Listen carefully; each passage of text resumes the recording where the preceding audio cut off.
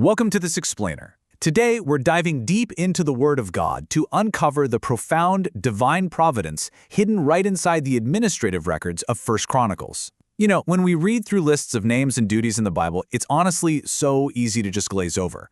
But stick with me here, because today, we're going to see that God's plan is meticulously detailed, beautifully structured, and incredibly spiritual. So let's jump right in and discover this sacred order established by King David. Our exegetical journey is going to cover 5 key chapters today. First, chapter 25 on the ministry of praise. Then, chapter 26, looking at the unseen servants. After that, chapter 27, order and responsibility.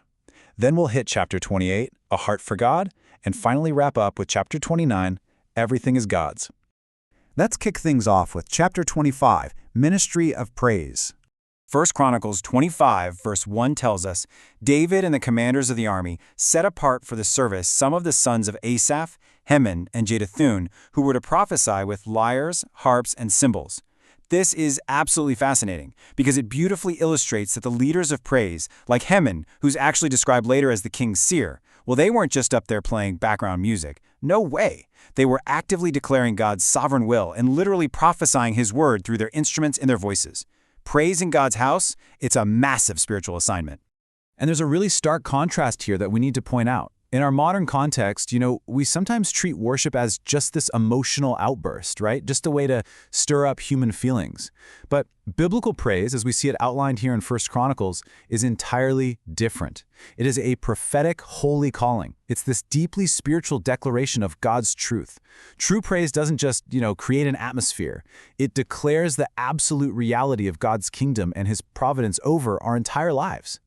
Now, to put this into perspective, consider the sheer scale of this operation. 1 Chronicles 25, verse 7 records exactly 288 trained musicians.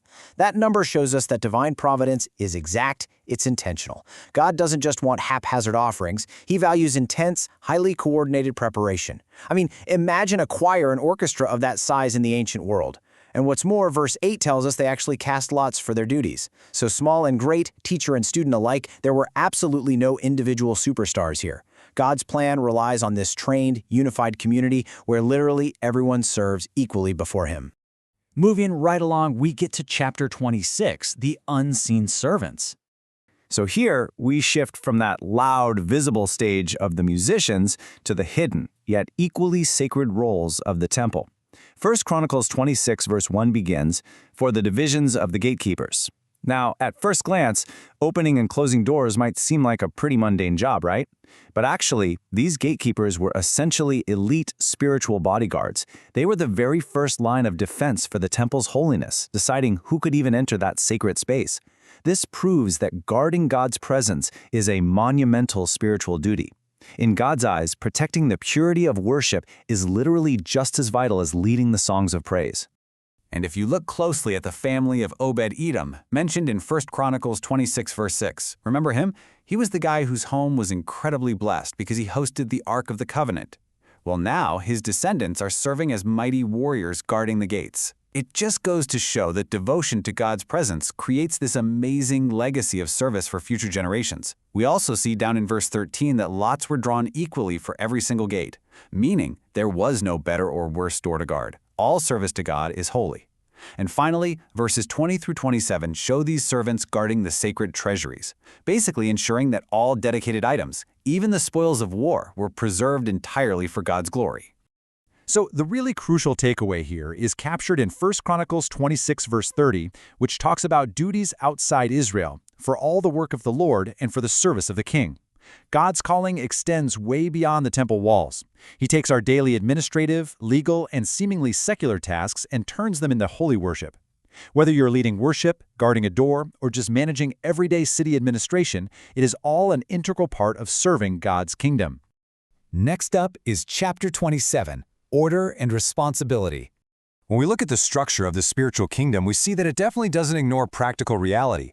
For example, in 1 Chronicles 27 verse 1, the military is organized into monthly rotations of 24,000 men.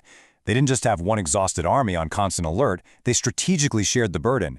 Then we see leaders for every single tribe in verse 16, ensuring complete representation across the board. There's careful financial stewardship mentioned in verse 25.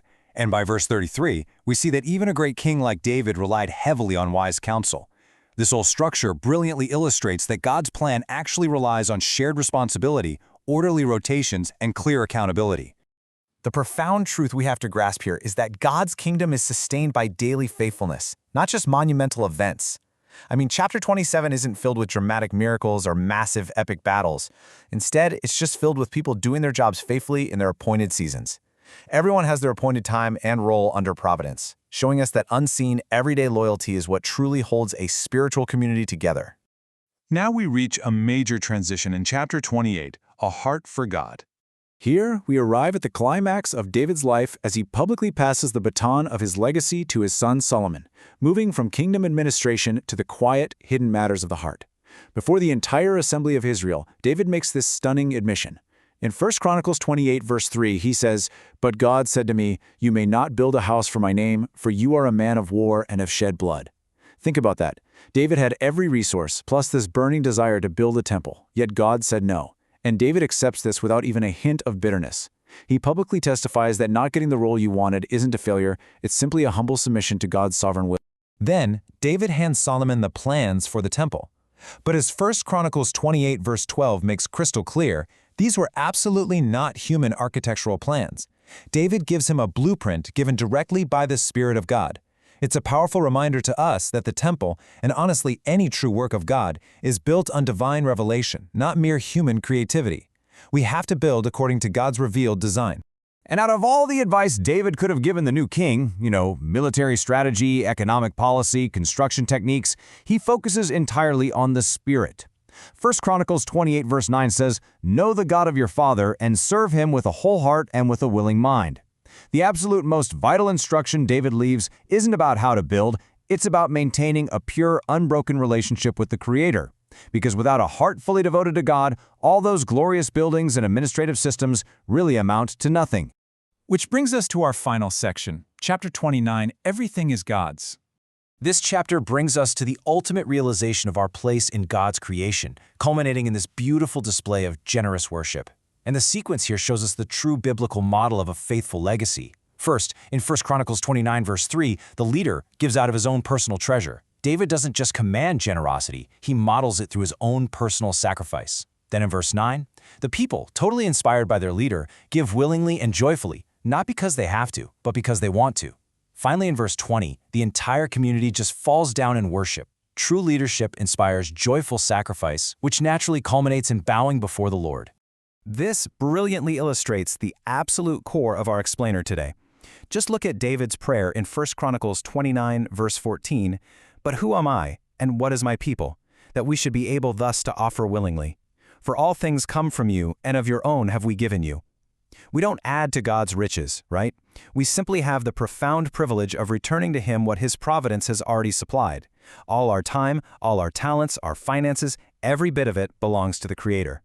The chapter and the book itself draws to a close with 1 Chronicles 29, verse 28, which reads, "Then he died in a good old age, full of days, riches, and honor." David's life concludes as this beautiful testament to a man who lived fully submitted to God's plan. Now, he wasn't perfect, but his heart belonged to God. He took his entire existence, from playing a harp in the fields as a kid, to ruling a nation, to prepping for a temple he would never even get to build, and turned it into one continuous act of worship. So, as we wrap up and reflect on this incredible study of the Word, I want you to ask yourself, are you returning to God what He has given you with a willing heart?